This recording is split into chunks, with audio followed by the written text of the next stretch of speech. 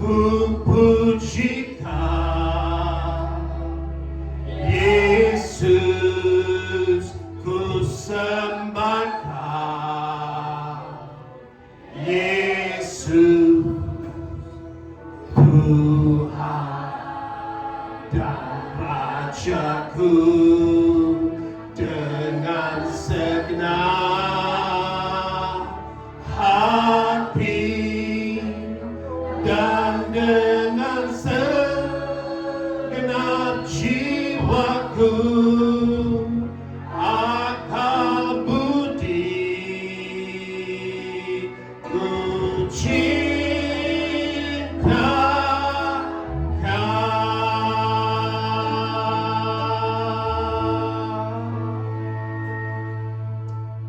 Terima kasih Tuhan. Bicaralah bagi kami perlu firman-Mu. Ajarlah kami firman-Mu. Bentuklah kami dengan firman-Mu. Didiklah kami dengan firman-Mu. Sebab firman-Mu adalah pelita bagi kaki kami dan terang bagi jalan kami. Terangi kami dengan firman-Mu Tuhan. Sehingga pagi hari ini kami boleh belajar firman-Mu dan mengerti kehendak-Mu. Di dalam nama Tuhan Yesus Kristus. Urapi jemaat-Mu Tuhan, setiap telinga mendengar firman-Mu, setiap hati terbuka ditabur benih firman-Mu, sehingga benih firman-Mu boleh berakar dalam hati kami Tuhan, dan kami boleh menjadi pelaku-pelaku dari firman-Mu. Di dalam nama Tuhan Yesus Kristus, setiap umat Tuhan siap diberkati dengan firman Tuhan. Katakan amin, amin. Silakan duduk semuanya. Shalom. Haleluya, haleluya. Baik, tema khotbah pagi hari ini adalah garam dunia. Tentu kita tahu Yesus berbicara mengenai garam dunia, tapi apa itu yang Tuhan mau ajarkan hari ini mengenai garam dunia? Katakan bersama saya, aku harus jadi garam dunia. Amin. Katakan di sampingmu, kamu harus jadi garam dunia. Karena itulah kehendak Tuhan. Kita buka firman Tuhan, salt of the world atau garam dunia, dalam Injil Matius pasal 5 ayat 13. Demikian bunyi firman Tuhan. Kamu adalah garam dunia. Jika garam itu menjadi tawar, dengan apakah ia diasinkan? Tidak ada lagi gunanya selain dibuang dan diinjak orang. Amin. Saudara, Tuhan berbicara hari ini, kamu adalah garam dunia. Amin. Saudara, garam dunia ini artinya apa? Garam yang pertama berfungsi ini sebagai perasa. Garam dapatnya di mana, saudara? Kebanyakan jumpanya di dapur, saudara. Ibu-ibu, pasti ada garam di dapur. Makanan tanpa garam tidak lezat, saudara, ya. Pasti, saudara, perlu namanya garam, add flavor, ya. Nanti, saudara, pertama, saudara, garam itu memberikan rasa nikmat. Amin. Ya, jadi saudara terkasih dalam Kristus, artinya apa? Tuhan mau kita membawa sukacita dalam kehidupan sesama manusia, membawa rasa nikmat, saudara. Maka itu hampir setiap makanan harus digarami. Apalagi saudara yang duduk di bioskop, ya, makan popcorn itu harus ada garamnya, saudara, ya. Demikian garam ini memberi rasa lezat, ya. Artinya apa, saudara? Masakan perlu garam, ya. Tuhan mau hidup kita membawa sukacita, menghibur sesama manusia, menguatkan sesama manusia, menolong sesama manusia ketika mereka sedang hidup dalam ketakutan, ketika mereka hidup dalam kecemasan, ketika kita hidup dalam kekhawatiran. Hari-hari ini banyak orang hidup dalam ketakutan. Banyak orang hidup dalam kecemasan, banyak orang hidup dalam kekhawatiran. Maka saudara harus menjadi garam bagi semuanya, katakan amin.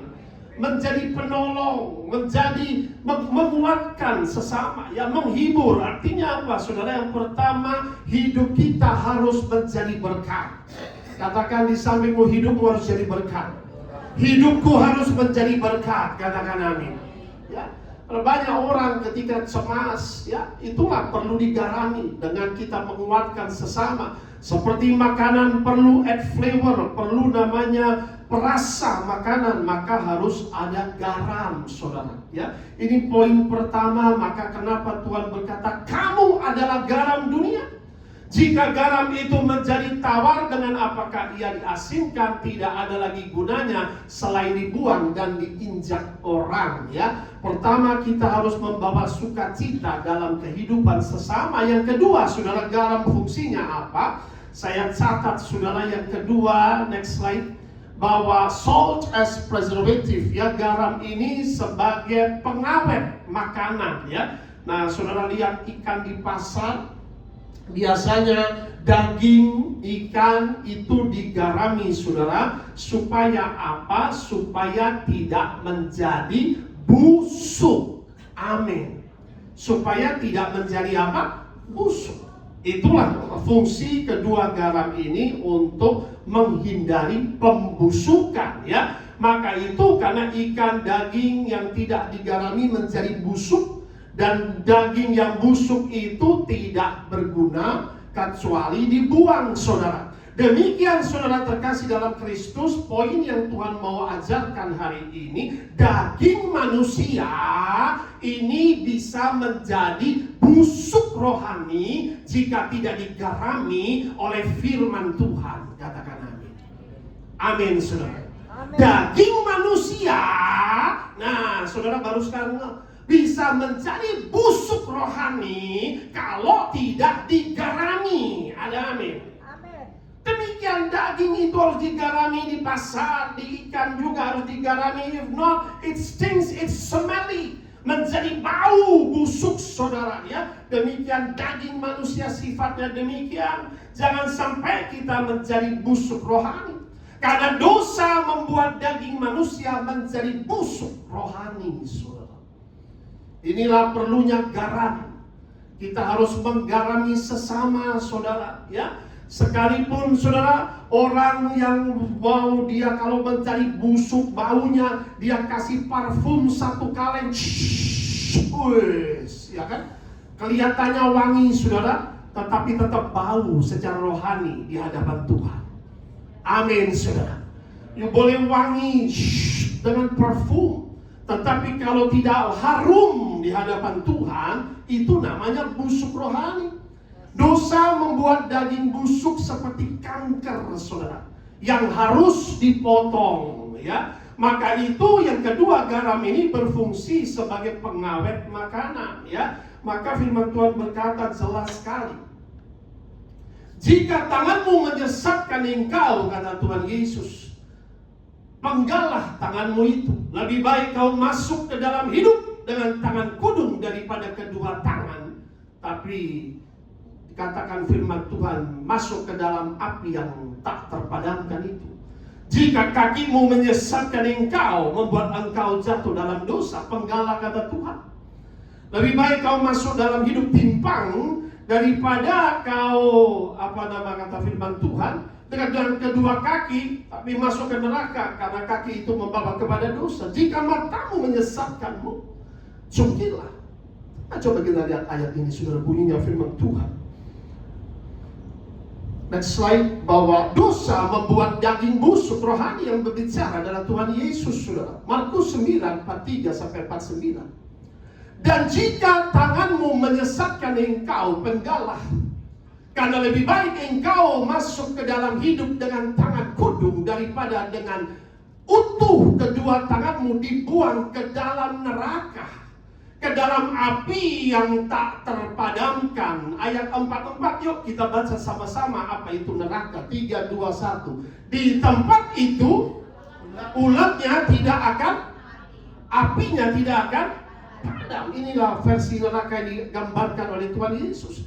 Jika kakimu menyesatkan engkau, penggalah, karena lebih baik engkau masuk ke dalam hidup dengan timpang daripada dengan utuh kedua kakimu dicampakkan ke dalam neraka. 46, di tempat itu ulatnya tidak akan mati, apinya tidak akan padam. Ayat 47. Dan jika matamu menyesatkan engkau, cungkilah. Karena lebih baik engkau masuk ke dalam kerajaan Allah dengan bermata satu daripada kedua mata dua dicampakkan ke dalam neraka, di mana ulat-ulat bangkai tidak mati dan api tidak padam. 49. Apa kata Tuhan Yesus? Sama-sama kita baca. 3, 2, 1. Karena setiap orang akan digarami dengan api.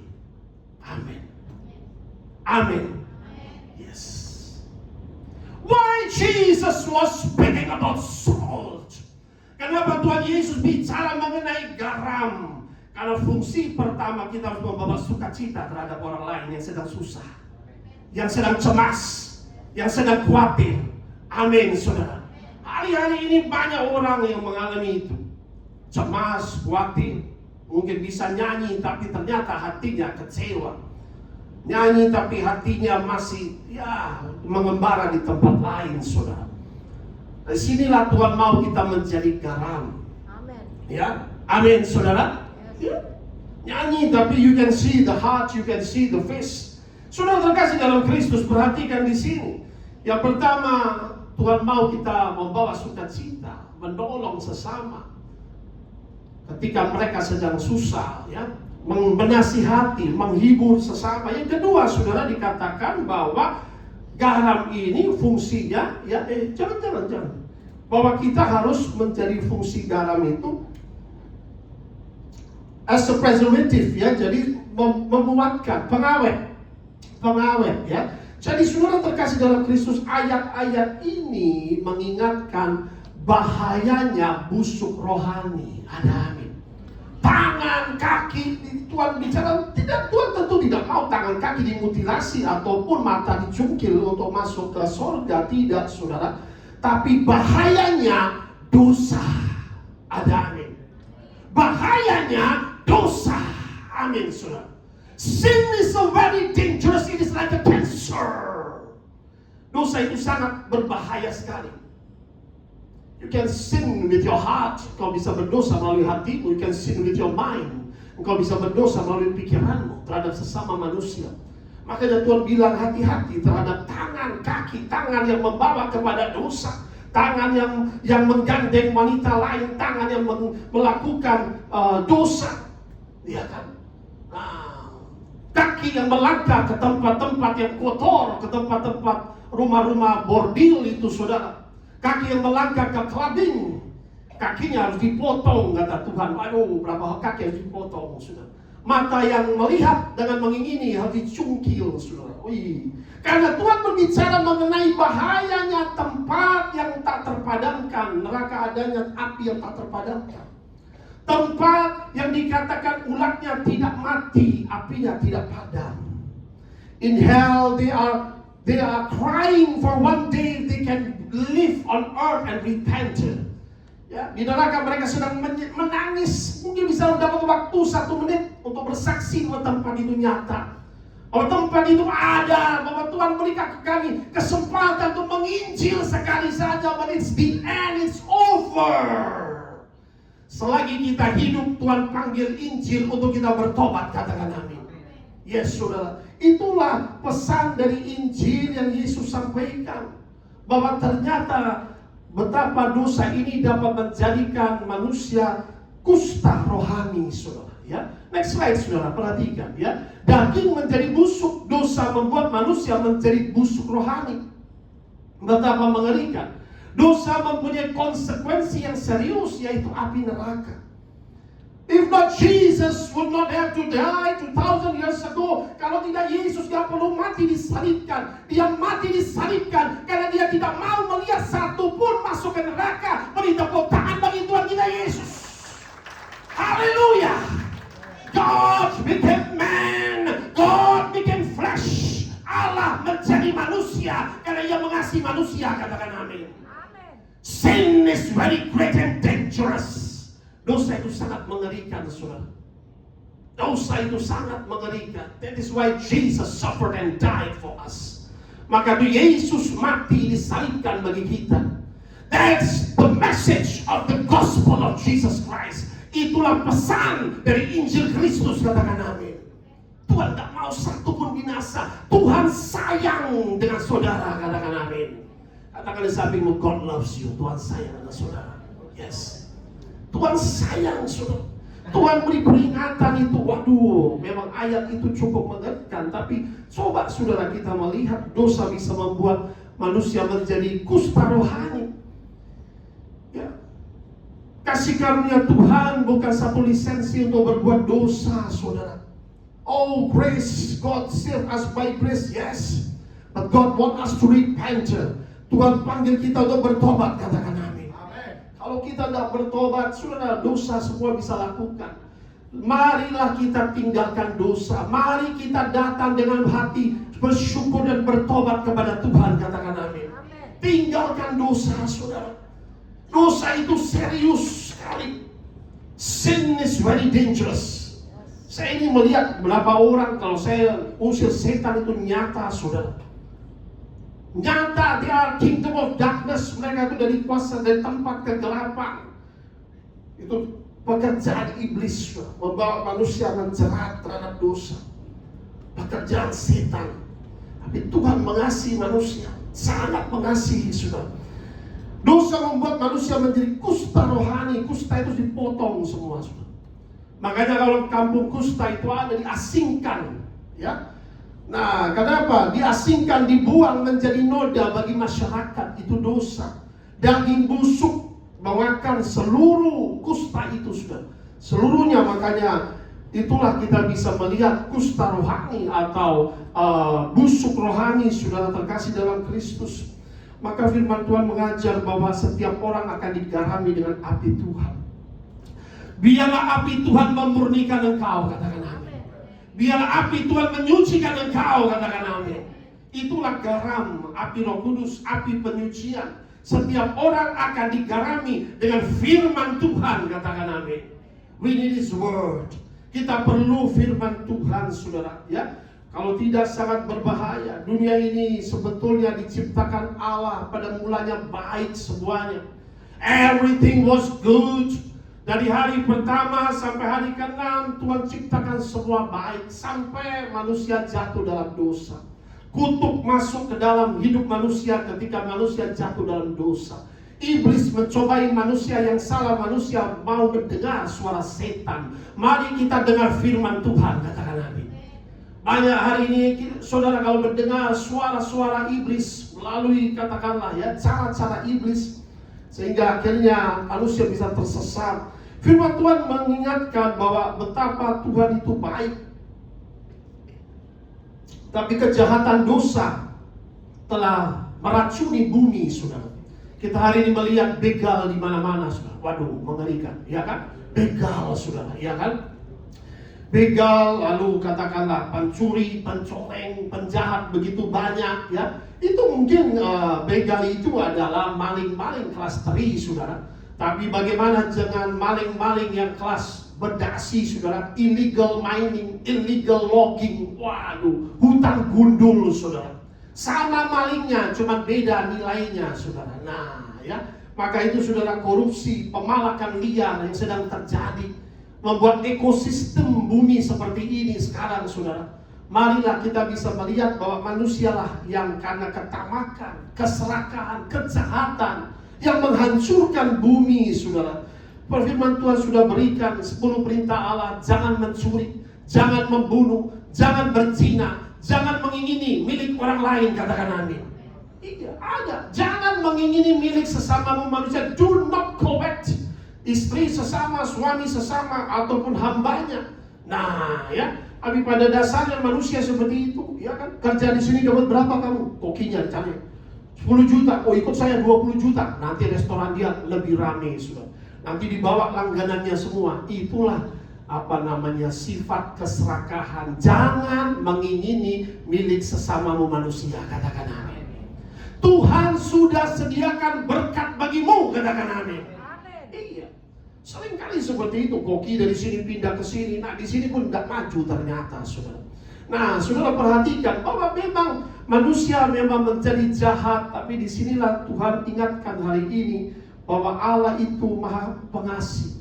Allah itu maha penyayang, Allah itu maha pengampun. Dia mau mengampuni dosa, kesalahan, dan pelanggaran kita. Tapi firman Tuhan mengingatkan mengenai dosa Sodom dan Gomora. Sodom dan Gomora itu, saudara, baunya, dosanya itu sampai ke langit, saudara. Dosanya itu begitu jahat sampai baunya ke langit. Seperti sampah dosa itu tadi ya. Saudara coba lihat di Bantar Gebang, sampah itu diapakan? Dibakar. Amin. Saudara, ada sampah numpuk di rumah saudara, apa yang saudara lakukan? Kalau tidak diambil oleh tukang sampah, tidak mau dibakar, saudara. Itulah dosa, menumpuk dosa itu sama dengan menumpuk sampah dalam kehidupan. Maka Sodom dan Gomora itu dibakar oleh Tuhan, saudara, karena dosa yang mengerikan. Coba kita lihat, saudara, firman Tuhan, next slide. Sodom dan Gomora, Kejadian 13 ayat 13, Pak Jimmy bacakan di situ.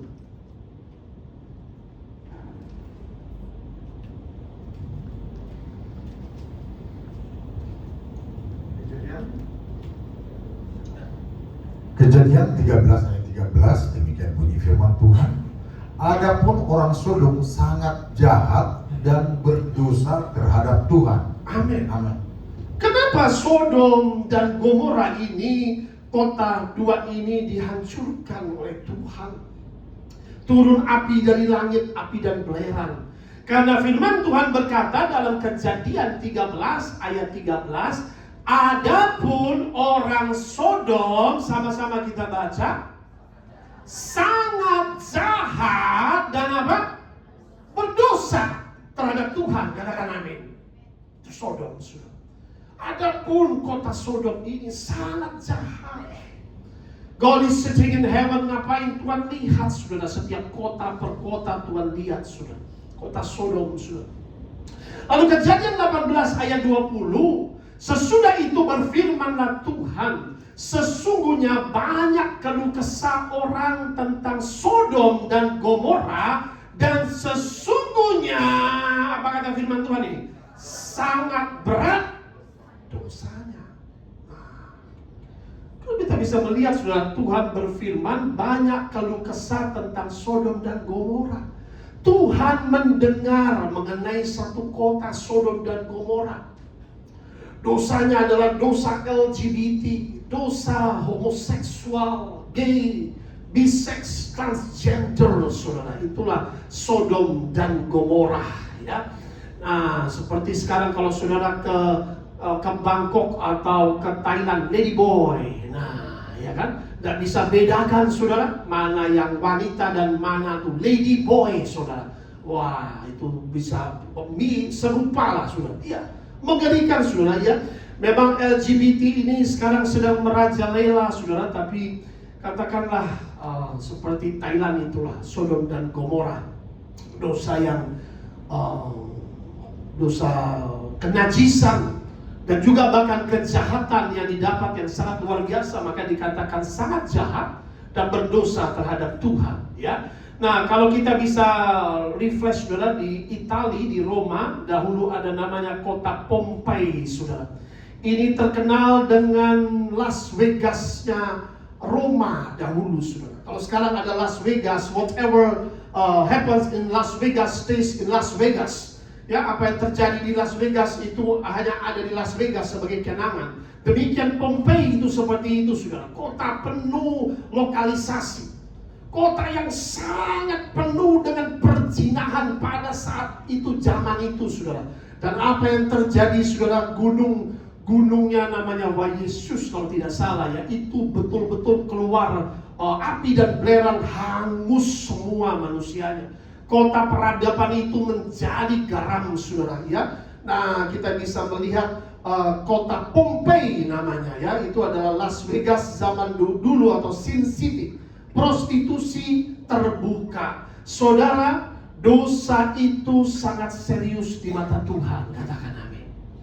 Ini adalah sejarah. Kalau saudara bisa melihat Pompei, bukan cuma Sodom dan Gomora, tapi saudara bisa melihat Pompei ini hilang dari peradaban yang dulunya adalah Las Vegasnya di Roma, saudara terkasih dalam Kristus. Tapi kita bisa melihat di sini Tuhan mengingatkan betapa dosa ini membuat Tuhan bertindak Next slide, firman Tuhan berkata dalam Kejadian pasal 19, murka Allah menimpa orang-orang fasik. Kejadian 19 ayat 24 sampai 26, kemudian Tuhan menurunkan hujan belerang dan api atas Sodom dan Gomora, berasal dari Tuhan dari langit ke throne heaven, saudara. Dan ditunggang balikannya lah kota-kota itu dan lembah Yordan dan semua penduduk kota serta tumbuh-tumbuhan di tanah. Ayo ayat 26 sama-sama kita baca. Tetapi siapa? Istri Lot yang berjalan mengikutnya, apa dikatakan? Lalu menjadi apa? Istri Lot. Satu keluarga diutus malaikat, 2 malaikat. Abraham berdoa, dia punya ponakan namanya Lot, dan kiranya keluarga ini boleh diselamatkan. Dan Tuhan mendengar doa Abraham. Tuhan mengasihi Abraham, Tuhan mendengar, mengutus malaikatnya. Ayo Lot, istri bersama anak-anakmu, 2 perempuan, ayo keluar. Kalau tidak, kami tidak dapat menghakimi kota ini. Wah, betapa dahsyatnya, ya. Saudara, saya mau kasih tahu, kita tidak tahu, kita ada betul-betul di akhir zaman. Tuhan Yesus akan datang sangat segera. Amin. Are you ready for Jesus coming? Apakah kau siap kedatangan Tuhan Yesus? Ketika Tuhan Yesus datang itu nanti, saudara, akan kota-kota itu akan ada di mengenak seperti api. Alkitab sudah berkata demikian. Dan Tuhan akan utus malaikat-malaikat untuk secara khusus menjemput orang-orang pilihannya. Bahkan bukan cuma di awan-awan, di bumi pun engkau ada malaikat-malaikat Allah yang melindungi engkau. Haleluya, haleluya, haleluya. Kau harus percaya ini, katakan amin. Because if you don't believe the Bible for what I preach it, I preach the good news of God. Aku beritakan kabar baik Tuhan, katakan amin. Ini adalah berita dari surga, katakan amin. Maka diutuslah 2 malaikat, selamatkan keluarga ini. Lot, istri, 2 anak. Tapi sudah malaikat bilang jangan menoleh ke belakang. Kalau Tuhan selamatkan engkau, jangan menoleh ke belakang, katakan amin. Amin, saudara. Jangan duniawi, saudara. Segala sesuatu akan dihanguskan oleh api Tuhan, katakan amin. Nothing will remain, saudara. Jangan hati kita melekat kepada dunia. Jangan kita melekat kepada mammon, katakan amin. If your heart is still with mammon, you will be left behind like this Lot wife, menjadi tiang garam. Kita belajar dari tiang garam. Tiang garam adalah simbol dari konsekuensi ketidaksetiaan, ketidaktaatan kepada firman Tuhan, katakan amin. Jangan menoleh ke belakang. Simple, that was the word. Don't see, because judgment is going to come in that city. You will escape. Tuhan bilang aku akan selamatkan anak-anakku. Tapi ada yang masih menoleh ke belakang. Ada yang masih melekat pada dunia. Demikian nanti pengangkatan Tuhan hanya akan mengangkat orang-orang yang siap sedia menyambut Yesus di awan-awan. Haleluya. If your heart is still in the world, God will not refuse you. Kalau hatimu masih melekat pada dunia, Tuhan tidak akan mengangkat. Itu harus sukarela, katakan amin. Amin. Amin. Yes, you should understand this. Because Jesus is coming for a pure and ready bride. Tuhan Yesus akan datang buat mempelai yang murni dan siap sedia. Siap sedia, katakan bersama saya, siap sedia. 5 gadis bijaksana siap sedia. Pelitanya menyala-nyala. Pelitanya tidak padam. Haleluya. I'm seeing many. Saya melihat banyak pelita sedang padam. Tetap semangat, katakan amin. Jangan terprovokasi dengan situasi, dengan gonjang-ganjing tola atau apapun yang sedang terjadi, ancaman ini. Saya mau kasih tahu, Yesus kita masih hidup. Tuhan Yesus masih hidup. Allah kita dahsyat. Allah kita luar biasa. Haleluya. Yes. Don't be diverted by the world system. Haleluya. Keadaan dunia ini dapat membuat saudara letih lesu berbeban berat. No. Mari kepadaku letih lesu berbeban berat, aku akan memberikan kelegaan bagimu. Katakan amin. Jesus, who have ever said like that? Come to me, you that are heavy burden, I will give you rest. Aku akan memberikan istirahat bagimu. Katakan amin. Dari jerih lelahmu, aku tahu kau jadi lelah. Aku tahu kau sedang susah. Aku tahu kau sedang sekarat. Tetapi aku menyertaimu. Beri tepuk tangan bagi Tuhan Yesus. Haleluya. God knows your heart. Tuhan tahu apa yang kau hadapi. Engkau tidak sendiri. Tuhan melihat segala sesuatu. Katakan amin. I know you are tired. I know what you are facing in life. Aku tahu apa yang kau sedang hadapi. But you are not alone. Jesus is with you. Amin. Yes. Saudara, you have to catch the word. The word is very important. Saya sedang menggarami saudara ketika saya menyampaikan firman ini. Katakan amin. Ya, sudah perhatikan. Maka itu perhatikan saudara ya. Istri Lot menoleh ke belakang dan dia menjadi tiang garam. Tiang garam memberikan pesan tentang ketaatan. Melepaskan masa lalu dan fokus pada tujuan atau masa depan yang lebih baik bersama Tuhan. Katakan amin. Ya. Katakan bersama saya, masa depanku bersama Tuhan indah. Masa depanku diberkati, berhasil. Haleluya. Beri tepuk tangan bagi Tuhan. Firman Tuhan sudah berkata, rancanganku bagimu adalah rancangan damai sejahtera. Bukan rancangan kecelakaan, tetapi hari depan yang mendatangkan kebaikan. Katakan amin. Yes. God is good. Say all the time. God is good. All the time. Amen. Yeah. Why the church is very quiet? God is good. All the time. God is good. Yes. Saudara harus bangkit. Amin. Imanmu harus bangkit, saudara. Kalau tidak bisa menjadi 5 gadis bijaksana yang padat pelitanya, saudara. Hari-hari ini, ya, gonjang-ganjing dunia kita bisa melihat hal seperti ini. Kita bisa melihat istri Lot ketinggalan, saudara. Hanya suami dan anak-anak yang selamat, harusnya dia selamat, dia menjadi tiang garam. It's too late. Jangan sampai menjadi tiang garam, saudara. Hidup kita memang perlu digarami oleh firman Tuhan. Kita perlu digarami, saudara. Bagaimana kita menggarami sesama dengan kesaksian kita? Bagaimana kita menggarami sesama dengan perbuatan dan perkataan kita? Kita memuliakan Bapa di surga. Katakan amin.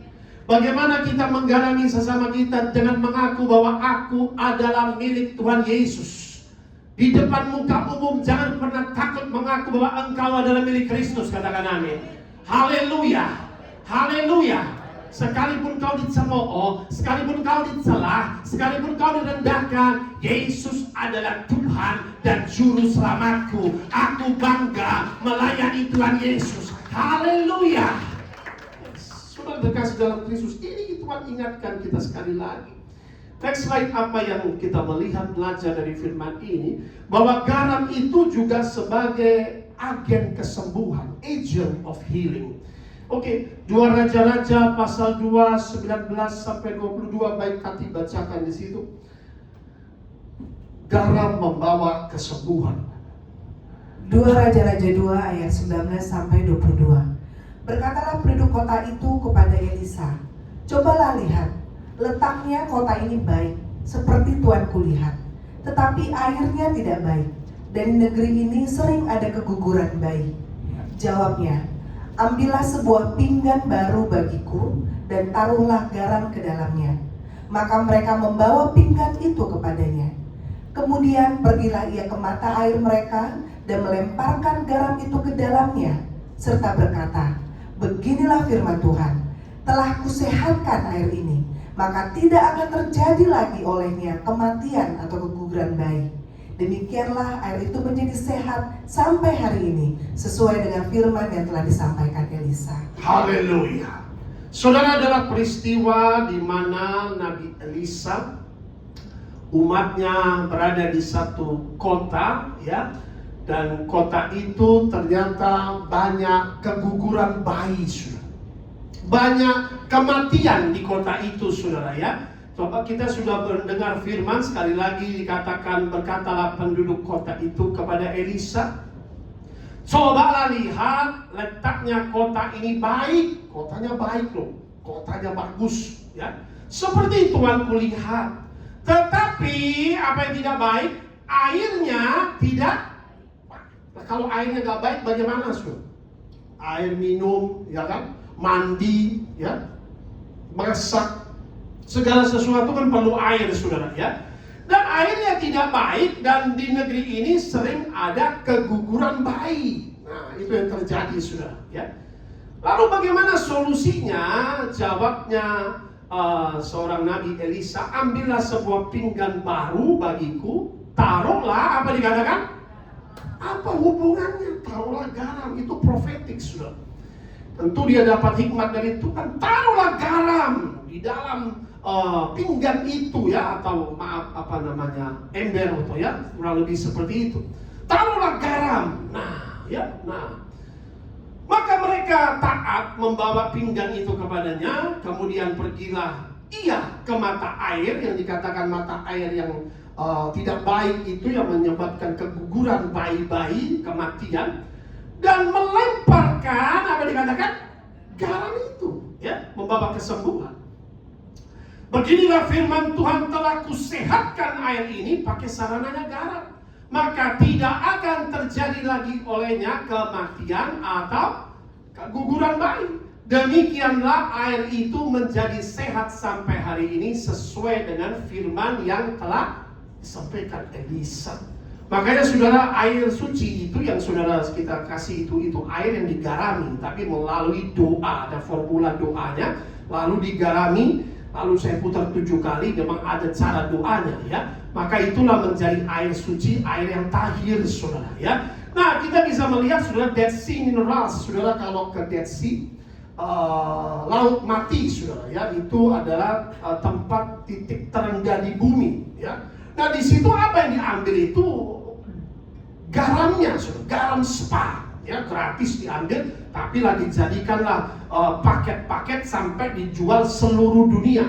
Itu kalau ada penyakit kulit atau akne, apapun lah ya, berhubungan dengan kulit, terjadi kesembuhan, pentahiran ya, melalui garam atau air garam itu ya. Makanya di sini saya ambil sedikit ya, the exfoliates dead skin cells and retain moisture ya.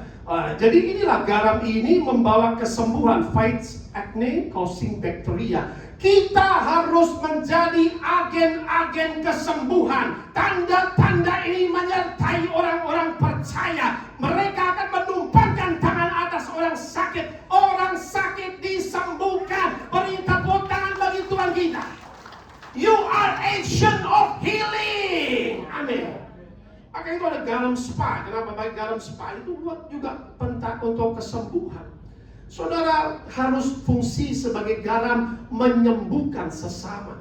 Baik mereka yang luka hati. Saudara juga menghibur, menguatkan hati yang terluka. Itu tercatat dalam Injil. Yesus menyembuhkan orang yang luka hati dan juga orang yang sakit ya. Nah, inilah fungsi yang garam, saudara, bahwa kita juga menjadi agent of healing. Yang terakhir, saudara, garam itu kita akan selesaikan satu lagi. Jangan menjadi garam yang hambar ya. Nah, Markus 9 ayat 50 ya. Sama-sama kita baca sekali lagi ayat terakhir. Markus 9 ayat 50. Garam memang baik, tetapi jika garam menjadi apa? Hambar. Dengan apakah kamu singkatnya? Hendaklah kamu selalu mempunyai garam dalam dirimu. Apa artinya? Selalu hidup berdamai yang seorang dengan yang lain. Haleluya. Kadang-kadang gak ngerti-ngerti, saudara. Garam kalau sudah menjadi hambar ya, saudara jangan menjadi garam pajangan. Haleluya. Haleluya. Nah, garam yang pajangan itu cuma ditaruh di toples di atas itu supaya dilihat orang begitu. Nanti dia kena sinar matahari, lama-lama karena tidak dipakai menjadi hambar. Sudah rasanya hilang.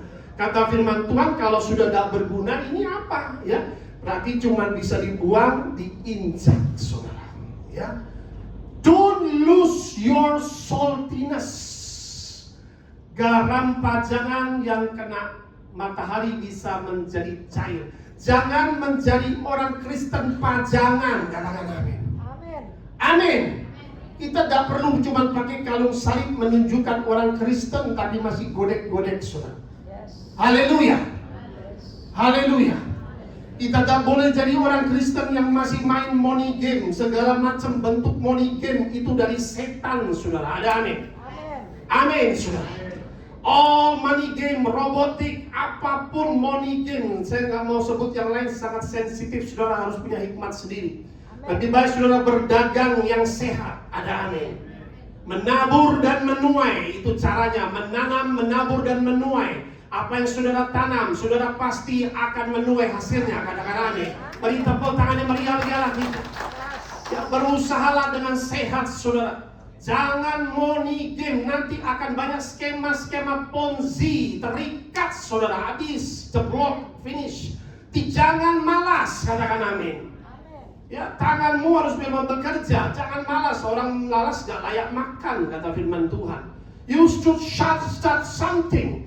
Nah, saudara perhatikan, jangan menjadi Kristen pajangan. Nah, kalau dikatakan garam yang hambar itu dibuang, diinjak, a Christian can lose its salvation. Seorang Kristen yang tidak benar-benar berfungsi sebagai Kristen yang menggarami sesama bisa terhilang. Amin. Seperti Yudas Iskariot. Ada amin. Yes. Haleluya. Yudas Iskariot juga orang percaya, tapi tidak menjadi garam. Yes. Haleluya. Yes. Orang Kristen bisa terhilang. Kenapa kamu menjadi hambar? Haleluya. Yes, that is very dangerous when you are Christian and you are not salty Christian. Engkau menjadi Kristen tapi tidak menginjil. Engkau menjadi Kristen membiarkan sesamamu terhilang. Engkau menjadi Kristen tidak bersaksi. Engkau menjadi Kristen, engkau menjadi pengerja pelayan, gak lagi pasang status supaya ini adalah ada ibadah di sini. Ayo kita beribadah, ayo kita penuhi gereja, ayo kita beritakan Injil. Haleluya. Keuntungannya bukan buat saya, buat saudara juga, saudara. Amin. Haleluya. There are many outside there that need Jesus. Ada banyak orang perlu Yesus, katakan amin. Saudara harus semangat, katakan amin. Sebagai umat Tuhan, sebagai pengerja, sebagai pelayan, kau masukin ini. Hari Minggu ada pelayanan, hari jam begini. Share, saudara, 100 orang. Gereja ini akan multiplikasi berkatnya saudara yang terima dari Tuhan. Amin. Amin. Itu cara satunya menjadi garam. I have to speak Jesus. Even if I cannot speak Jesus, saya nggak bisa menginjil. Paling tidak dia datang ke gereja. Paling tidak dia diselamatkan. Dia dengar khotbah. Paling tidak dia menyembah Tuhan. Amen. Wah, dari mulutnya keluar puji-pujian tentang Yesus. Katakan amin. Yes. Saudara, that's how you become salt. If not, you go menjadi garam yang hambar, saudara. Ya, garam dikatakan seperti apa? Ya, tidak menjadi pelaku firman itu Kristen pajangan, garam yang hambar, tidak memiliki buah roh. Kata Tuhan Yesus, dari buahnya engkau akan mengenal mereka. Dari apa? Buah. You will know them by the fruits.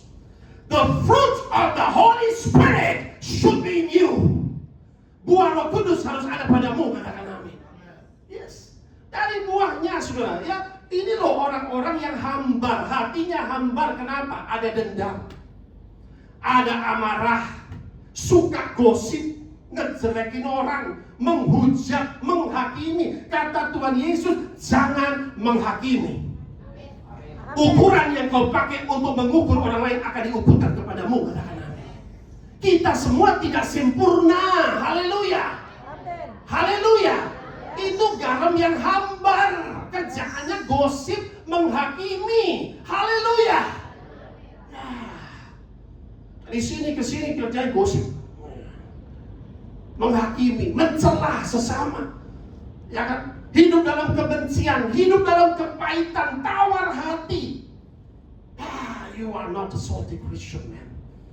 You should become a salty Christian. Di dalammu harus ada garam. Di dalammu harus ada garam. Haleluya. Jika engkau ada garam, maka engkau ada kasih, engkau ada sukacita, engkau ada damai sejahtera, engkau ada kesabaran. Katakan di sampingmu, sabar bos. Haleluya. Engkau ada kemurahan, engkau ada kebaikan, tidak main menuntut, engkau ada kesetiaan, engkau ada kelemah lembutan. Oi, engkau ada penguasaan diri.